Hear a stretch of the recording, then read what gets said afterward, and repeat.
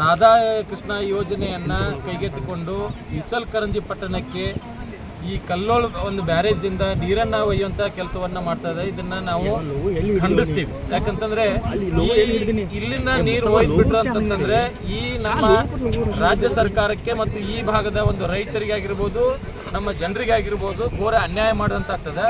ನಾವು ನೀರಿನಿಂದ ತತ್ತರಿಸುವಂಥ ದಿನಮಾನಗಳು ದೂರ ಇರೋದಿಲ್ಲ. ಅದಕ್ಕಾಗಿ ಈ ಯೋಜನೆಯನ್ನು ಖಂಡಿಸ್ತೀವಿ. ನಾವು ಈ ಯೋಜನೆಯನ್ನು ಖಂಡಿಸಿ ಇವತ್ತು ಸಾಂಕೇತಿಕವಾಗಿ ಕಲ್ಲೋಳು ಬ್ಯಾರೇಜ್ ಹತ್ರ ನಾವು ಇವತ್ತೊಂದು ಪ್ರತಿಭಟನೆ ಮಾಡಿ ಸರ್ಕಾರಕ್ಕೆ ಒಂದು ಸಂದೇಶ ರವಾನಿಸುವಂಥ ಕೆಲಸ ಮಾಡ್ತಾ ಇದ್ದೀವಿ. ಅದಕ್ಕಾಗಿ ಈ ಭಾಗದ ರಾಜ್ಯದ ರಾಜಕೀಯ ಪ್ರತಿನಿಧಿಗಳಿಗೆ ನಾವು ಮನವಿ ಮಾಡ್ಕೊಳ್ತೀವಿ, ನೀವು ಈ ಭಾಗದ ಜನರ ಹಿತಾಸಕ್ತಿಯನ್ನು ಒಳಗೊಂಡು ಈ ನದಿ ಮೂಲವನ್ನು ಸಂರಕ್ಷಣೆ ಮಾಡುವಂಥ ಕೆಲಸ ಮಾಡಬೇಕು. ನಿಮ್ಮ ರಾಜಕೀಯ ದೌಲಿಗೋಸ್ಕರ ಏನಾದರೂ ನೀವು ಮಹಾರಾಷ್ಟ್ರಕ್ಕೆ ಬೆಂಬಲ ನೀಡೋದಾದರೆ ನಿಮ್ಮ ವಿರೋಧನ ನಾವು ಪ್ರತಿಭಟನೆ ಮಾಡಬೇಕಾಗ್ತದೆ.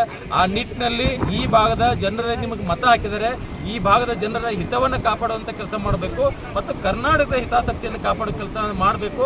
ಮಾನ್ಯ ಮುಖ್ಯಮಂತ್ರಿಗಳ ಗಮನಕ್ಕೆ ತಂದು ಆ ಯೋಜನೆ ತಡೆಗಟ್ಟಬೇಕು. ಒಂದು ವೇಳೆಗೆ ನೀವು ತಡೆಗಟ್ಟಲಿಲ್ಲ ಅಂತಂದರೆ ಈ ನದಿಗೆ ಹೆಚ್ಚುವರಿ ನೀರನ್ನು ಯಾವ ರೀತಿ ನೀವು ಪೂರೈಸ್ತೀರಿ, ಈ ಭಾಗದ ರೈತರ ಪರಿಸ್ಥಿತಿ ಮತ್ತು ಜನಸಾಮಾನ್ಯರ ಪರಿಸ್ಥಿತಿ, ದನಕರುಗಳ ಪರಿಸ್ಥಿತಿ ಏನಾಗ್ತದೆ ಅನ್ನೋದು ಮುಂದಾಲೋಚನೆ ಮಾಡಿ ಆ ಯೋಜನೆಗೆ ನೀವು ಅಂಕಿತ ಹಾಕಬೇಕಂತ ಹೇಳಿ ನಾವು ಕೇಳ್ತೀವಿ. ಮುಂದಿನ ಹೋರಾಟ ರೂಪರೇಷೆ ಹೇಗಿರುತ್ತೆ? ಮುಂದಿನ ಹೋರಾಟ ನೋಡ್ತೀವಿ.